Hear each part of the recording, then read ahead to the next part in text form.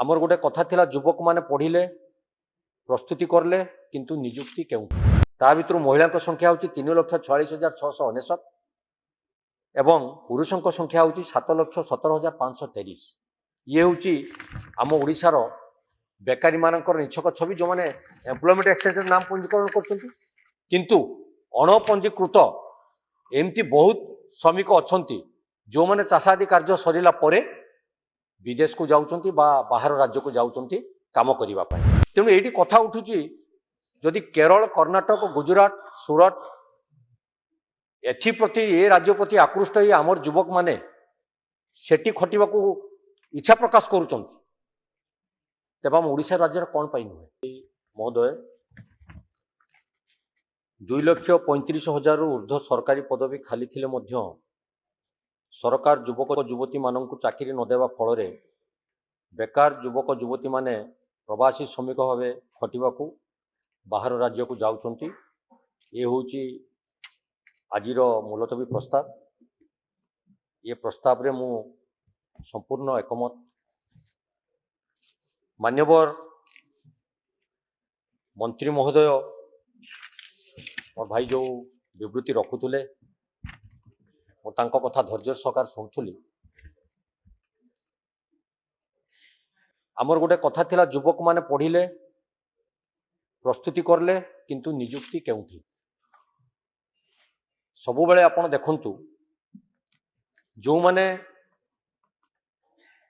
निजुक्ति पाइचंती आज भी उदाहरण देखंतु आज भी समान काम को समान दरमा नहीं शिक्षक माने भी आज राजरास्तार अछंती सेटा प्रसंग भितर नुहे सेटा को आलोचना को जाऊनी। मु आपण मानकु कहीदेवा को चाहूँगी सरकार नीरवता अक्षमता फल राज्यर युवशक्ति आज केरल गुजरात कर्णाटक काम करने को बाध्य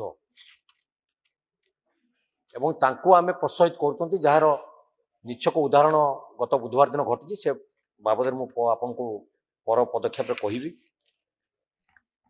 किए जड़े ऑटो चलाऊ तो कई जड़े स्वीपर काम कर एजुकेशन मान जहाँ अच्छी से माने जो हार निजुक्ति पाइबा कथा से हार पाखे निजुक्ति नहीं जो द्वारा कि आज आमर पिला माने समस्ते प्रवासी श्रमिक हिसाब रे बाहर को दादन खटिबा को जाउछंती जार निछक छवि सरकार को पाखे नथिला। जेतेबेले कोविड समय रे प्रवासी माने आम ओडिशा को फेरिले से समय निछक छवि एवं सत्यता जना पड़ा जे केते लोक बाहर राज्य को जाइथिले एवं कौ माने बाहर राज्य जाई गति श्रमिक खटुले।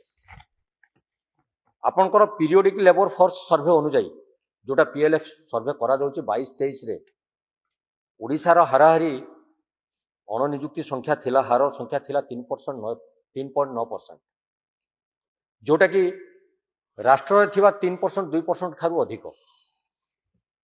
यही जो परसेंटेज हिसाब रे आमर ओडिशार ग्रामीण अंचल रे तार हार होची 3.6% एवं सहरांचल रोची 6.2%। तेणु गोटे आकलन नहीं जो आमे डाटा बाहर करूँ 2024 में 31 तारीख पर्यंत 11,04,229 युवक युवती एम्प्लॉयमेंट एक्सचेंज रे पंजीकृत कर भीतर महिला संख्या हूँ 3,46,699 एवं पुरुषों संख्या हूँ 7,17,523। ये हूँ आम ओडिशार बेकारी मानकर निछक छवि जो मैंने एम्प्लॉयमेंट एक्सचेंज नाम पंजीकरण कर किंतु अणपंजीकृत एमती बहुत श्रमिक अच्छा जो मैंने चाषादी कार्य सरला विदेश को जाउछंती बा बाहर राज्य को जाउछंती काम करिबा पाई। सेमानक भितर रोजगार न पाइबार ओडिशार बाहर जो युवक लोकगणना उदाहरण स्वरूप 2023 रे 40,088 श्रमिक लेबर छाड़ी बाहर राज्य को काम करने जाइए किंतु 2024 में एक खबर अनुसार प्रति वर्ष 3 ରୁ 5 लाख श्रमिक आमर खटिबा को बाहर राज्य को जाउछन। तेणु ये कथा उठुची जदि केरल कर्णाटक गुजरात सूरत एथि प्रति ए राज्य प्रति आकृष्ट ही आमर युवक माने सेठी खटिबा को इच्छा प्रकाश करुचंती तेबा हम ओडिशा राज्य कौन पाई नुहे आम ओडिशा रे पानी अछि आम ओडिशा रे खनि अछि आम ओडिशा रे सब प्रकार इंफ्रास्ट्रक्चर अछि किंतु ତାହା କାର୍ଯ୍ୟକାରୀ ନହେଲା ପରି ମନେ ହେଉଛି ରାଜ୍ୟ ସରକାରଙ୍କ ସ୍ଥାନୁତା ପରି। ଯେତେବେଳେ ଆମେ ଧରନ୍ତୁ କୌଣସି କଥାକୁ ଆଲୋଚନାକୁ ଆସୁଛନ୍ତି, ଆମେ ସବୁବେଳେ ଶୁଣୁଛନ୍ତି ପୂର୍ବର ସରକାର ବିଫଳ, ପୂର୍ବର ସରକାର ତ ବିଫଳ ହିଁ ଥିଲେ। ବିଫଳତା ଯୋଗୁଁ ତ ଆଜି ସେମାନେ ବିରୋଧୀ ଦଳରେ ବସିଲେ। ସଫଳ ସରକାରଙ୍କ ପାଖରୁ କିଛି ଯୁବକ ଯୁବତୀମାନେ ଆଶା କରିଛନ୍ତି, ଯୋଉଟାକି ଆଗାମୀ ଭବିଷ୍ୟତ ସ୍ୱପ୍ନ ଦେଖି ସରକାରର ପରିବର୍ତ୍ତନ କରାଯାଇଛି। ଗଣତନ୍ତ୍ରର ସାମ୍ବିଧାନିକ ହିସାବ ଅନୁଯାୟୀ ସରକାରର ପରିବର୍ତ୍ତନ ହେଇଛି। ତ ଯୋଉ ଶିଳ୍ପାଞ୍ଚଳ ଗୁଡ଼ିକ ଗଢ଼ି ଉଠିଛି, ସରକାର ତାଙ୍କ ଉପରେ କ'ଣ କଣ୍ଟ୍ରୋଲ ରଖିଛନ୍ତି ବା ତାଙ୍କ ପାଖରେ କ'ଣ ଦାବି ରଖିଛନ୍ତି ଆମ ରାଜ୍ୟର ଯୁବକମାନଙ୍କ ପାଇଁ, ଯୁବତୀମାନଙ୍କ ପାଇଁ, ବେକାରୀମାନଙ୍କ ପାଇଁ, ସେ ବାବଦରେ ଟିକେ ସ୍ପଷ୍ଟୀକରଣ ଦେବେ। କାହିଁକି ମୁଁ କଥା ଉଠେଇଲି, ମୁଁ ଆପଣଙ୍କୁ ଗୋଟେ ଉଦାହରଣ ଦେବି। ମୋ ଅଞ୍ଚଳରେ ଯୋଉ ଧାମରାରେ ବନ୍ଦର ଘଟୁଛି, ଆଦାନୀ କମ୍ପାନୀ ଗଢ଼ି ଉଠେଇଛି, ଆପଣ ଦେଖିବେ ଯାଆନ୍ତୁ, ଦୈନନ୍ଦିନ ତାଙ୍କ ଗେଟ୍ରେ 200 ରୁ 250, ମାନ୍ୟବର ମନ୍ତ୍ରୀ ମଧ୍ୟ କଥା ଗୁରୁତ୍ୱ ଦେବେ, 200 ରୁ 250 ଗେଟ୍ ପାସ୍ କରାଯାଉଛି। କିନ୍ତୁ ସେ ଗେଟ୍ ପାସ୍ କାହା ପାଇଁ କରାଯାଉଛି? ଆପଣ ଦେଖିବେ ସବୁ ବାହାର ରାଜ୍ୟର ଶ୍ରମିକ, ସବୁ ବାହାର ରାଜ୍ୟର ଲୋକ, ସବୁ ବାହାର ରାଜ୍ୟର ଯୁବକ ଯୁବତୀମାନେ ଆସିକି ନିଯୁକ୍ତି ପାଉଛନ୍ତି। ଯୁବକ ତ ନାହାନ୍ତି, ଯୁବକମାନେ ନିଯୁକ୍ତି ପାଉଛନ୍ତି। ଯୋଉ ଅଞ୍ଚଳର ଲୋକମାନେ ଜମିବାଡ଼ି ହରା ହେଲେ, ଜମି ଦେଇ ସେ ଶିଳ୍ପାଞ୍ଚଳକୁ ଗଢ଼ି ଉଠେଲେ, ଆମ ଅଞ୍ଚଳର ଗାରିମାକୁ ବୃଦ୍ଧି କଲେ, ଅର୍ଥନୈତିକ ସ୍ଥିତିକୁ ସୁଦୃଢ଼ କରିବା ପାଇଁ ଯୋଉ ବ୍ୟବସ୍ଥା ସୃଷ୍ଟି କଲେ, ସେଠି ନିଯୁକ୍ତି କ'ଣ ପାଇଁ ହେଇପାରୁନି? ଇଏ ଗୋଟେ ବଡ଼ ବର୍ତ୍ତମାନ ପ୍ରଶ୍ନବାଚୀ ହେଇଛି। ଆମ ଓଡ଼ିଶା ରାଜ୍ୟର ଯୁବକ ଯୁବତୀମାନେ ବାହାର ଜାଗାକୁ ଯିବା ଅପେକ୍ଷା ଏଠି ଏତେ ବଡ଼ କମ୍ପାନୀଟେ ହେଇଛି, ଏଠି ନିଯୁକ୍ତି ଦେଲେ ହୁଏତ ସେମାନେ ତ ପେଟପାଟଣା କରି ତାଙ୍କର ପରିବାରକୁ ପ୍ରତିପୋଷଣ କରିପାରନ୍ତେ। ଇଏ ଗୋଟେ ପ୍ରଥମ କଥା ଗଲା। ଦ୍ୱିତୀୟ କଥା, ଇଣ୍ଡଷ୍ଟ୍ରିଆଲ ହବ୍ ହବ ବୋଲି ଯୋଉ ଜମି ଅଧିଗ୍ରହଣ କରାଯାଇଥିଲା ଇଡ୍କୋ ଜରିଆରେ, ସିଏ ଆଜି ବର୍ତ୍ତମାନ ତଦନ୍ତ ଆଳରେ ବା ତର୍ଜମା ଆଳରେ ବର୍ତ୍ତମାନ ସେ ପାଣିଗାର ହେଇଯାଇଛି। ସେଠି କିଛି କାର୍ଯ୍ୟକ୍ରମ ଆଗେଇ ନାହିଁ। ଯଦି ଇଣ୍ଡଷ୍ଟ୍ରିଆଲ ହବ୍ଟେ ହେଇଥାନ୍ତା ବା ଉଦ୍ୟାନ ପାର୍କଟେ ହେଇଥାନ୍ତା, ବିଭିନ୍ନ ଶିଳ୍ପ ଅନୁଷ୍ଠାନ ମାନେ ଆସିଥାନ୍ତେ, ସେ ଅଞ୍ଚଳରେ ବସତି କରି ଯଦି ଶିଳ୍ପାଞ୍ଚଳ ଗଢ଼ି ଉଠିଥାନ୍ତା, ନିଶ୍ଚିତ ଭାବେ କିଛି ନା କିଛି ବେକାରୀ ଯୁବକ ଯୁବତୀ ମାନେ କର୍ମ ନିଯୁକ୍ତି ପାଇପାରିଥାନ୍ତେ।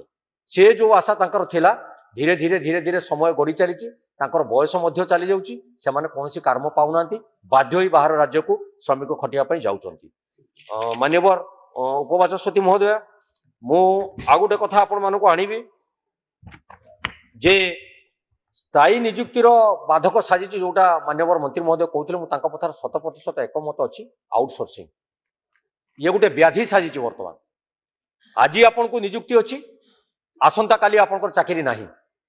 ସୁଇପର ଚାକିରି କରିବା ପାଇଁ ବି ଆପଣ ଦେଖିବେ ବିଏସସି ଏମଏସସି ପିଲାମାନେ ଲମ୍ବା ଲାଇନ୍ ଲଗେଇଛନ୍ତି ଏବଂ ତାଙ୍କ ପାଖରୁ ମୋଟା ଅଙ୍କର ଟଙ୍କା ଦେଇ ସେଠି ନିଯୁକ୍ତି ପାଉଛନ୍ତି। ଏ ତଥ୍ୟ ମଧ୍ୟ ଆମ ପାଖରେ ବି ଅଛି।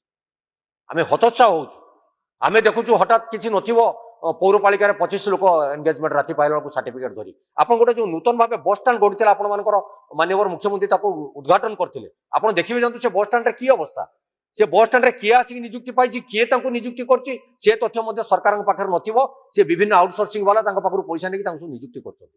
ଇଏ ହେଉଛି ସ୍ଥାନୀୟ ଅଞ୍ଚଳର ବେକାରୀ ସମସ୍ୟାର ମୂଳ କାରଣ, ଯୋଉଥିପାଇଁ କି ଆମେମାନେ ବର୍ତ୍ତମାନ ଚିନ୍ତା କରୁଛୁ ଇଂରେଜ ମାନେ ଚାଲି ଯାଇଛନ୍ତି, ଇଂରେଜ ଶାସନ ଭାରତ ବର୍ଷରୁ ହଟି ଯାଇଛି, କିନ୍ତୁ ଇଂରେଜ ମାନଙ୍କର ମାନସିକତାର କିଛି ଯୋଉ ଅଧିକାରୀ ମାନେ ଆଜି ଅଛନ୍ତି, ଯୋଉଥିପାଇଁ କି ଆମ ରାଜ୍ୟର ପ୍ରବାସୀ ମାନେ, ଆମର ବେକାରୀ ଶିକ୍ଷିତ ଯୁବକ ମାନେ ଆଜି ବିଦେଶକୁ ଯାଉଛନ୍ତି ଶ୍ରମିକ ଭାବେ ଖଟିବା ପାଇଁ। ମାନସିକତାର ଯଦି ପରିବର୍ତ୍ତନ ନ ହବ, ତେବେ କୌଣସି ଉପାୟରେ ଆମେ ଯୋଉ ନିଯୁକ୍ତି ପାଇଁ ବେକାରୀ ମାନଙ୍କ ପାଇଁ ବଡ ବଡ କଥା ଏଠି କହୁଛୁ, ବିଭିନ୍ନ ଯୋଜନା କରୁଛୁ, ସେ ଯୋଜନା ପାଣିଗାରରେ ସଦୃଶ ହବ, ଏଥିରେ କୌଣସି ଦ୍ୱିମତ ହବାର ନାହିଁ। ଦ୍ୱିତୀୟ କଥା, ଆପଣ ମାନ୍ୟବର ମନ୍ତ୍ରୀ ନିର୍ବାଚନ ପ୍ରତିଶ୍ରୁତିରେ କହିଥିଲେ, ଆମ ଗୃହର ଅଛନ୍ତି ମାନେ ମନ୍ତ୍ରୀ ମହୋଦୟ, ସେ ପ୍ରତିଶ୍ରୁତି ଦେଇଥିଲେ ପ୍ରତି ପଞ୍ଚାୟତକୁ ଆମେ 100 ଚାକିରି ଦଉ। ସିଏ ବର୍ତ୍ତମାନ ପାଣିଗାରର ସଦୃଶ ହୋଇଛି, ଏପର୍ଯ୍ୟନ୍ତ କୋଉଠି ଚାକିରିର ସୁଯୋଗ ଆମେ ପାଇପାରି ନାହୁଁ। ତେଣୁ କହୁଛୁ ଆପଣ ମାନେ କହିବେ, ଉତ୍ତର ଦେବେ, ପୁଣି ଆମେ କାହିଁକି ଶୃଙ୍ଖଳା ଭିତରେ ବାହାରକୁ ଯିବା? ଆମେ ଶୃଙ୍ଖଳା ବାହାରକୁ ଯିବା ନାହିଁ। ଆମେ ଆପଣ ମାନେ ଉତ୍ତର ରଖିବେ।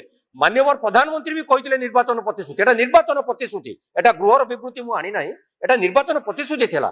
ବର୍ଷକୁ 2 କୋଟି ନିଯୁକ୍ତି ଦେବେ। ସେ ନିଯୁକ୍ତି କୁଆଡେ ଗଲା? ସେ ନିଯୁକ୍ତି କୋଉଠି ଅଛି ସେଟା ବି ଆମେ ଜାଣି ପାରୁନାହୁଁ। ତାର ତଥ୍ୟ ମଧ୍ୟ ମାନ୍ୟବର ମନ୍ତ୍ରୀ ଗୃହରେ ବିବୃତ୍ତି ନିଶ୍ଚିତ ଭାବେ ରଖିବେ। ବାକି ରହିଲା ଆପଣଙ୍କର ଯୋଉ କଥା ଆପଣ କହୁଥିଲେ, ମୁଁ ଆପଣଙ୍କ କଥାରେ 100% ଏକମତ। ଆପଣ ମାନେ ସରକାରୀ ନିଯୁକ୍ତି, ସରକାରୀ ଚାକିରିରୁ ଅବସର ପରେ ସେମାନଙ୍କ ପାଇଁ ଚଳିବା ପାଇଁ, ବଞ୍ଚିବା ପାଇଁ ସରକାର ତାଙ୍କୁ ପେନସନ ଦଉଛନ୍ତି, ତାଙ୍କର ଚଳିବାର କିଛି ଅସୁବିଧା ନାହିଁ। କିନ୍ତୁ ତାଙ୍କୁ କ'ଣ ପାଇଁ ପୁଣି ପୁନଃନିଯୁକ୍ତି ଅଧା ଦରମାରେ ଦିଆଯାଉଛି ଏବଂ ବେକାରୀ ମାନଙ୍କ କଥାକୁ ହାସ୍ୟାସ୍ପଦ ମଣି ତାଙ୍କୁ ପୁଣି ଶ୍ରମିକ ଭାବେ ବାହାରକୁ ପଠାଯାଉଛି, ଏ କଥା ମଧ୍ୟ ଗୃହରେ ଆଲୋଚନା ହବାର ଆବଶ୍ୟକତା ରହିଛି। ଅତୀତ ସରକାର କଣ କରୁଥିଲେ ସେ ଘଣ୍ଟା ବଜେଇବାର ଆବଶ୍ୟକତା ନାହିଁ। ସେ ତ କରିଥିଲେ, କରିପାରି ନାହାନ୍ତି।